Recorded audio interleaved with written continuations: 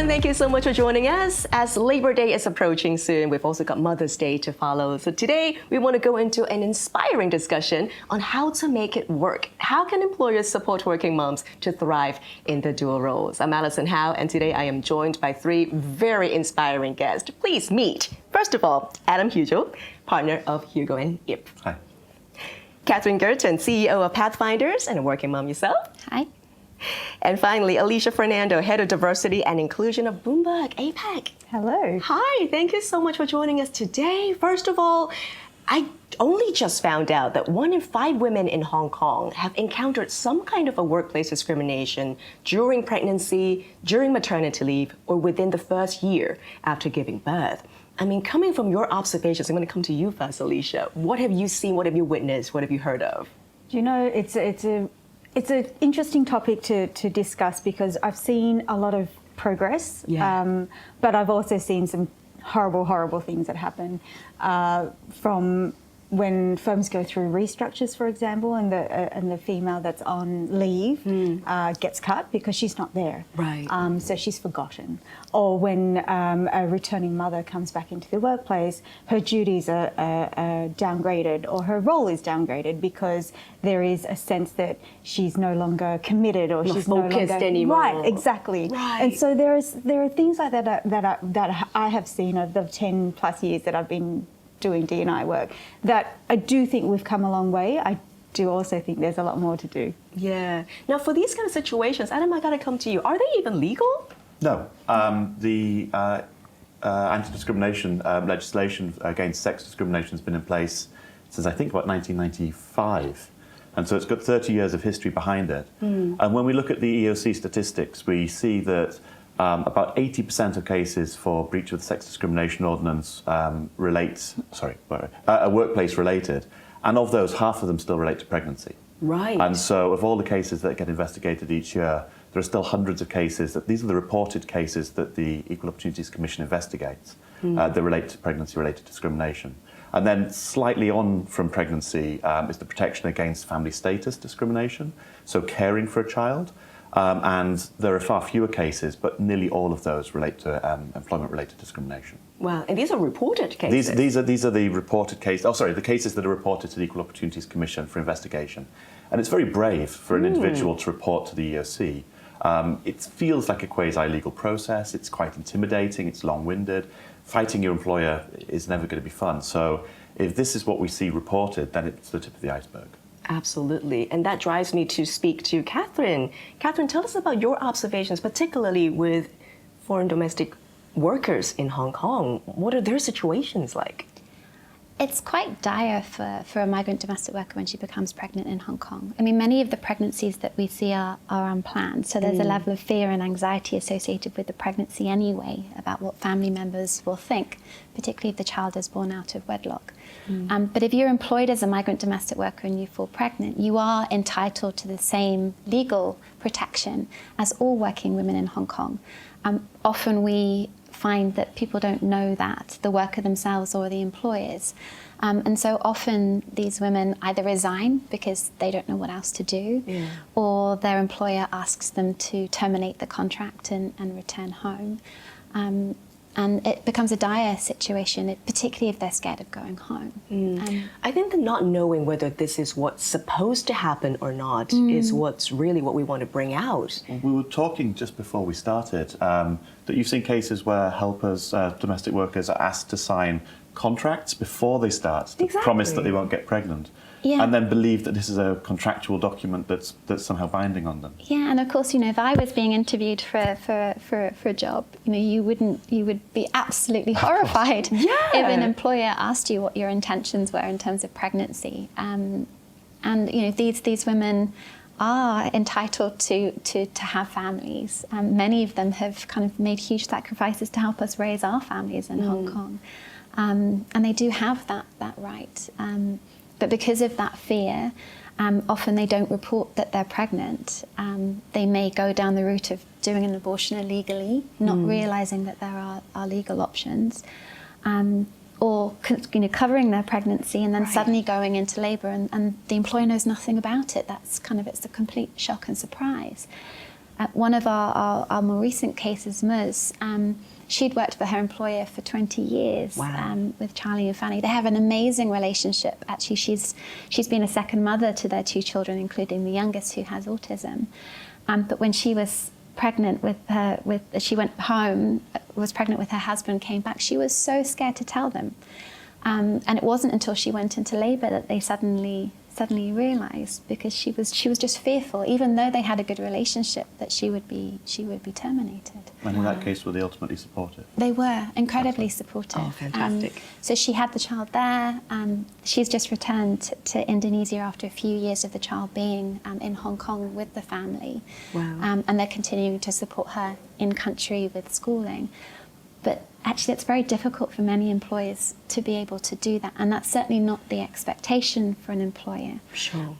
But you certainly have a duty of care and a responsibility to your employee when they become pregnant. Absolutely. As if they, when they become sick, we expect our employers to look after us. Well, as an employer of a migrant domestic worker, you have the same duty of care to your employee. Absolutely. I actually think, if I can jump in, that you have a higher duty of care as a employer of a migrant domestic worker, because it's almost a one-to-one relationship. Whereas as an employer You have a of team. a firm, we have resources, we have a large amount of people behind the mechanics of everything. Yeah. So I do think, personally, there is a higher expectation, I would expect, of employers of migrant domestic workers. I absolutely think you're right. The challenge is that there's a higher expectation, but then there's less support or resources available for individual employers. And I know we'll go on to sort of talk about some of the fantastic policies that are in place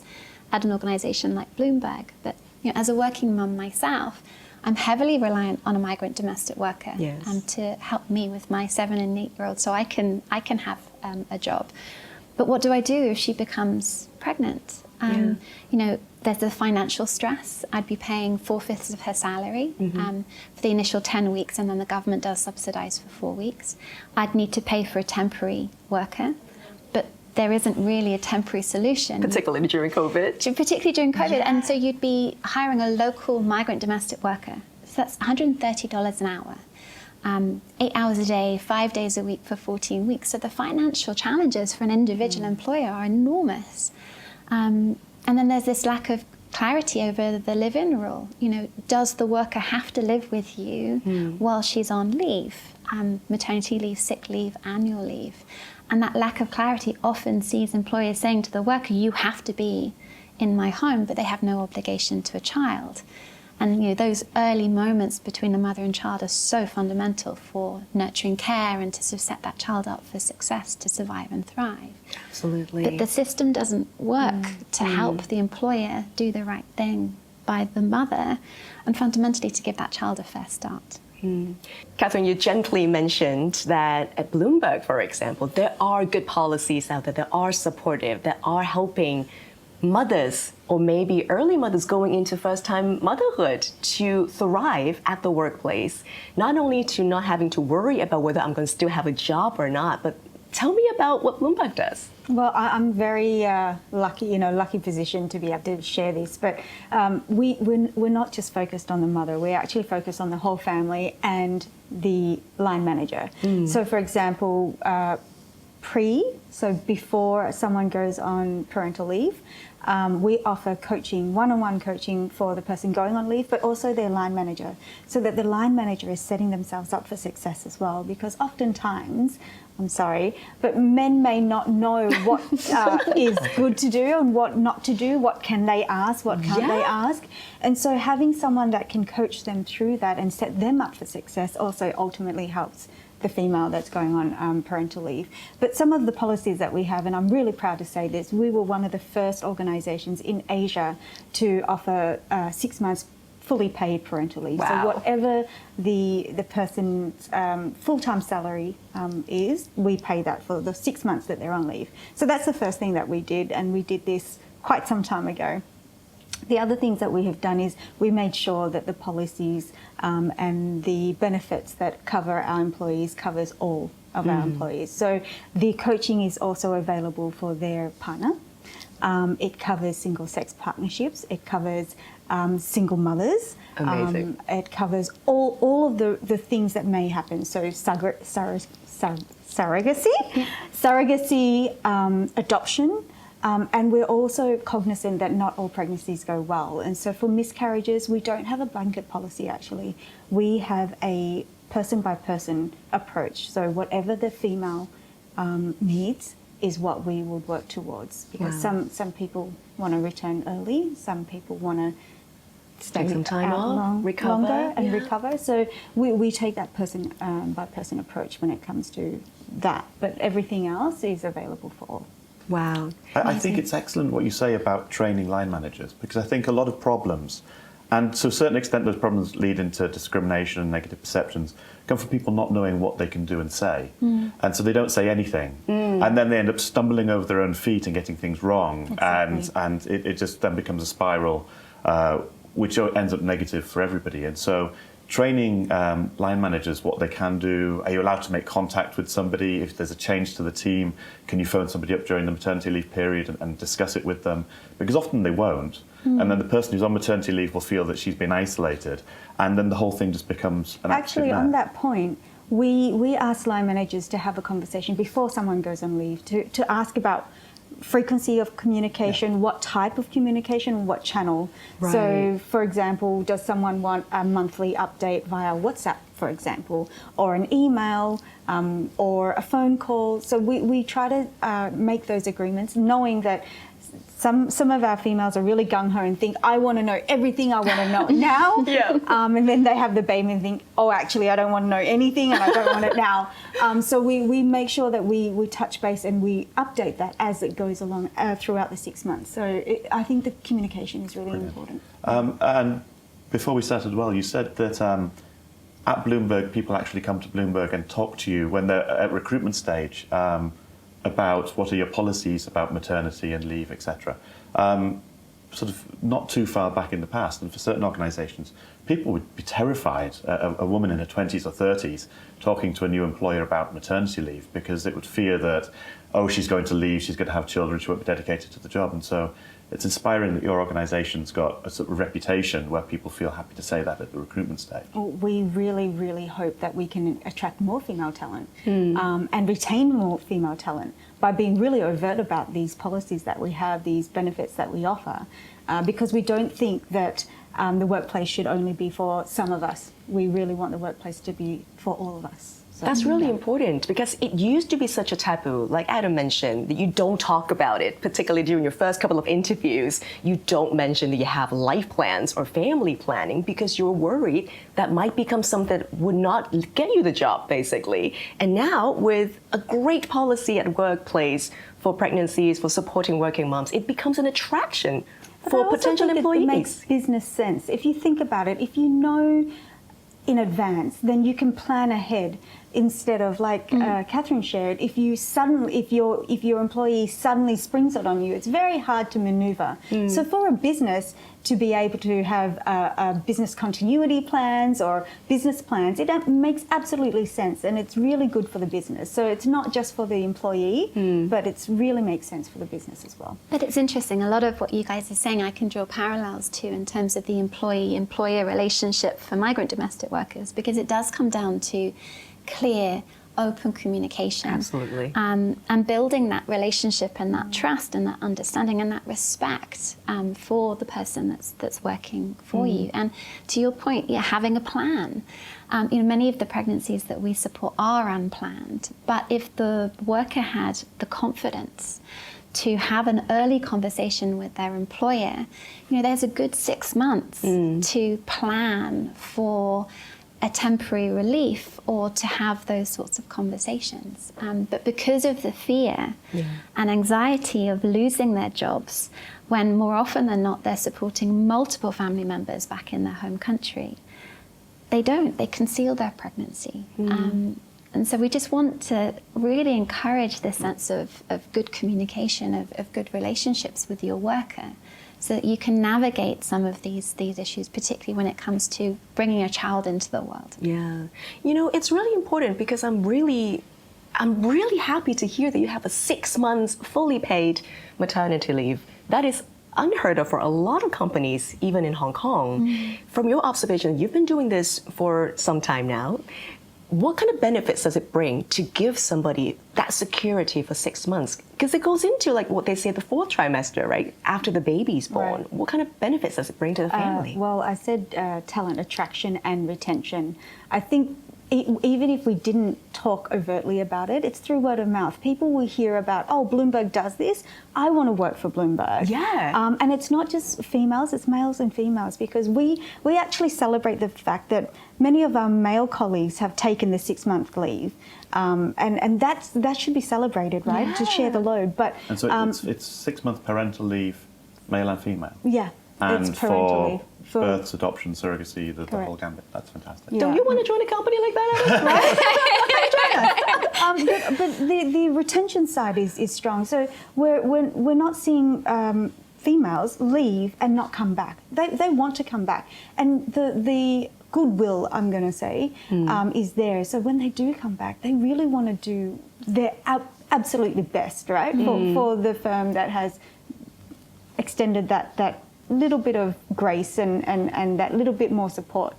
So I do think the benefits are both ways. We're getting an employee that's coming back to us, but we're also getting a dedicated and highly productive employee because they want to be here and they want to do their best for us. And actually, we're a much smaller organisation, so we can't sort of offer the same not every, sorts like of... SMEs, for example, may not be able to do that. No, we can't, but I think there's still things that you can do. You know, we very much have a family-first policy at PathFinders, and actually since I've been doing this role, I think at any one time we've had at least one of the team off on maternity leave. Obviously, that's a financial struggle for us. We can't afford on tight resources to bring in cover, so we tend to share the sort of the load across the team to keep the work going. But, you know, we do talk to the employee as well about, you know, what's your plan in terms of coming back? Do you want to come back full-time to start with? Do you want to take a few months of extra unpaid leave? Again, because these early moments with a child are so precious and so important to set them up for success. You know, we operate our services around the nurturing care framework that shows that, you know, there are 5 core components, and that sense of safety and security is one of those. That sense of, you know, really having that mother's love and that connection. And you know, that's critical for a child's early development. Particularly, I appreciate the flexibility that you have for individual employees, particularly the ladies, because every body is different, every child is different, every family structure is different. So having that constant communication from pre-birth to post-birth, things could change when you were pregnant versus when the baby is finally here and you realize, oh, this is not what I dreamed of or what I imagined it would be. Having that flexibility is absolutely crucial. Well, it makes you feel very valued as an employee. I mean, I'm a working mum. I don't have a typical sort of 9 till 6 day. I found it quite difficult when I first came to Hong Kong, this sense of presenteeism, sort of needing to be in the office from 9 until 6. But because I can take that flexibility with my life and my work life to integrate it in a way that works for me, and we encourage our team to do the same, I probably give 150% because I value that opportunity to continue to grow myself professionally while also personally being there for my kids when they need me. And you know, kids get sick. You know, we're very fortunate in Hong Kong to have migrant domestic workers, but you know, you want your mum when you're not well. So just, I think the more that we can create an environment where women can have both and celebrate motherhood, particularly at times when you see sort of, you know, the fertility rate plummeting. We should be celebrating mothers. We should be making it easier for them to work and raise our next generation. Yeah. One of the things that, just leading into this, one of the things that new parents would often ask for was the opportunity to work from home a couple of days a week. And so not reduce their hours, but not necessarily travel into the office so they can spend more time. And historically, that was always resisted because of the presenteeism atmosphere that exists in Hong Kong. I hope because of the 2 years of COVID and people's experience of work from home, there's not a loss of productivity, that employers will be more accommodating, at least to that little change, which shouldn't cost anything. It shouldn't lead to any lack of productivity.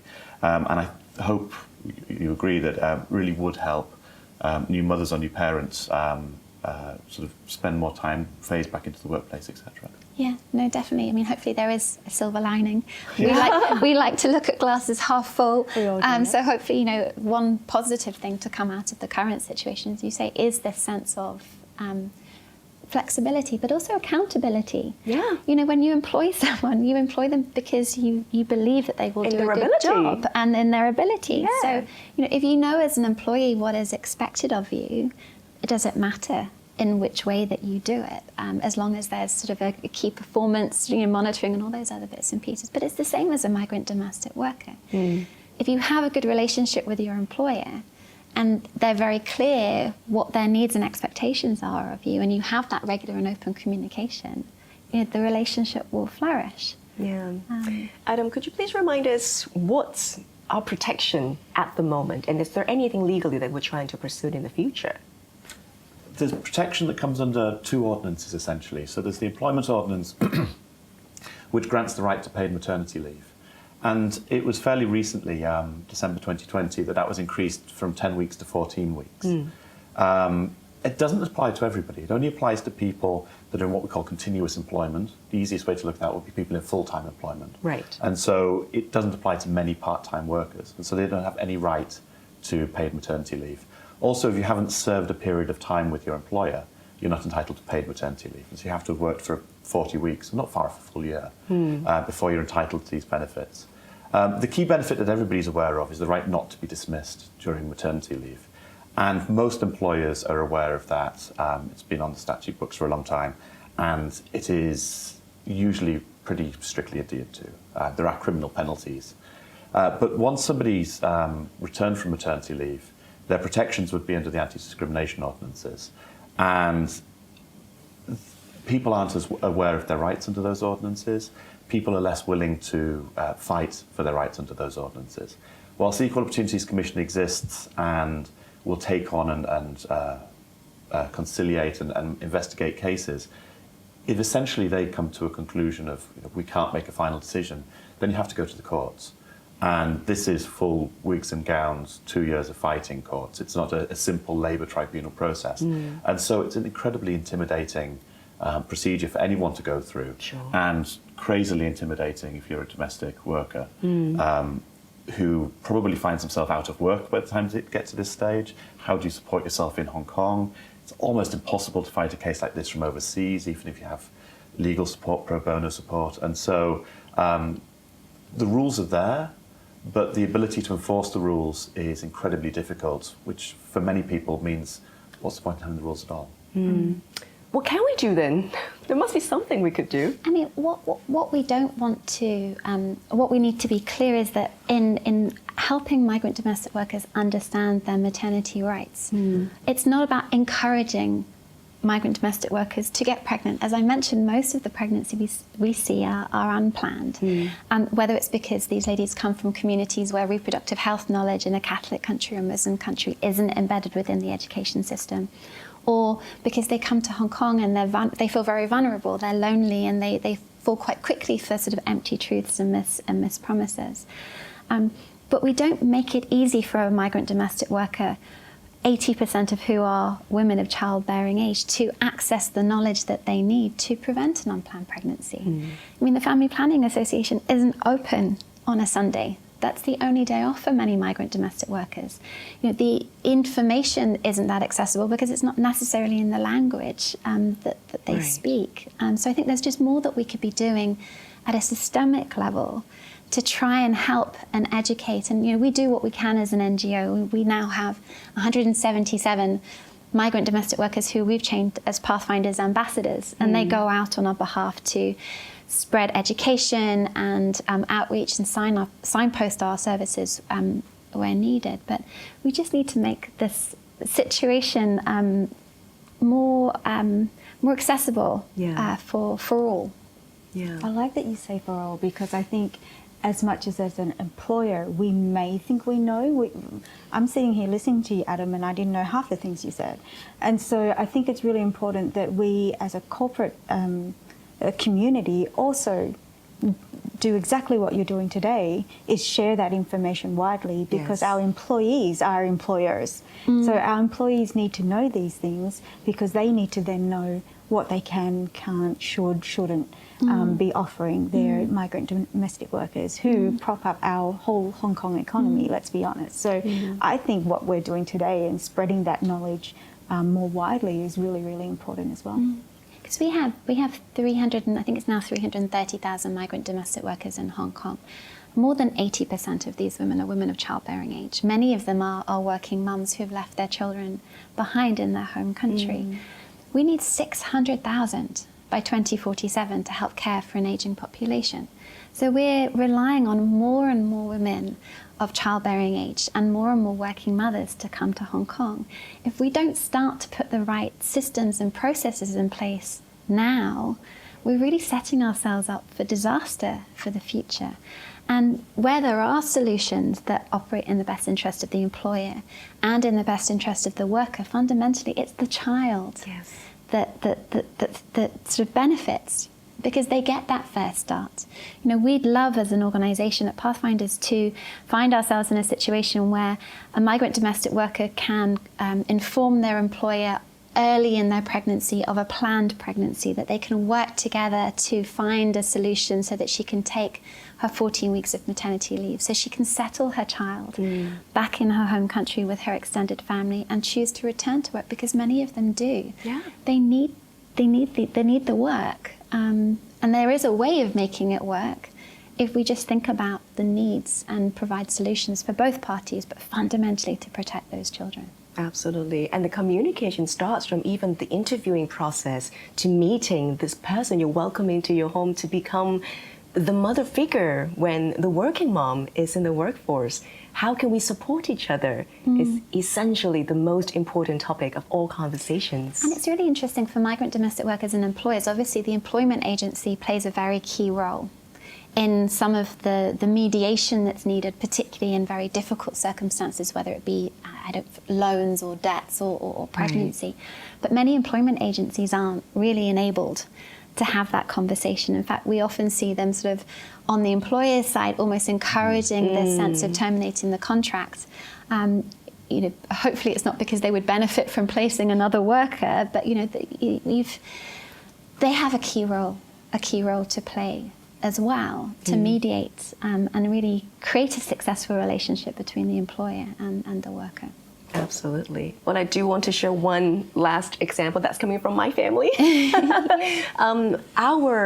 Our lovely Auntie Agnes, she's been working with my husband's family for over 20 years. She practically raised my husband. And they've got such a fantastic relationship. She had multiple siblings, came to Hong Kong to work for our friends, our other families, our extended families, and now our own little families too. And not only giving her the chance to be home and grow a family herself, welcoming her back when she wants to, but having that relationship can happen and it can be great for all parties. All the children benefit. They FaceTime each other. They have time to hang out. And it's just the most beautiful thing when you can support women in that sense. And I think these are really important messages. Whether you are financially able to, whether you have the heart to, that's always a great place to start. And that's why conversations like what we had today is essentially important. And just to sort of build on that, migrant domestic workers are part of the fabric of what makes Hong Kong tick. You know, Hong Kong Baptist University recently did some research, and I think, you know, the engagement rate of working mothers in the workforce would be something like 49%. If it wasn't for the fact that we had migrant domestic workers supporting many families, which increases workplace participation to 79%. So they really enable many working mums to be able to work themselves to create an income for their families. And also the quality of time you have with your children when you have a migrant domestic worker. You know, there's lots of data from the same survey that suggests that actually you get more quality time because you're not doing sort of household duties, and that's just important to recognise. and to recognise that many of the migrant domestic workers are working mums too. So what more could we be doing as employers to give them those moments during the day to check in with their children, to have those heart-to-heart connections, so that even though they're here trying to give their children a brighter future, they're still performing as much of the opportunity as they can to be the mother that they want to be with their child back home as well. Amazing message. Again, thank you so much for joining us today, Alisha, Catherine, and Adam. Thank you. Thank you. So enormous thanks to Hugill and Nip for this wonderful campaign to provide pro bono deeds of guardianship in exchange for a donation to PathFinders of $2,888. Wishing you a wonderful Labour Day and a very happy Mother's Day to anyone that will be celebrating on Sunday the 8th of May.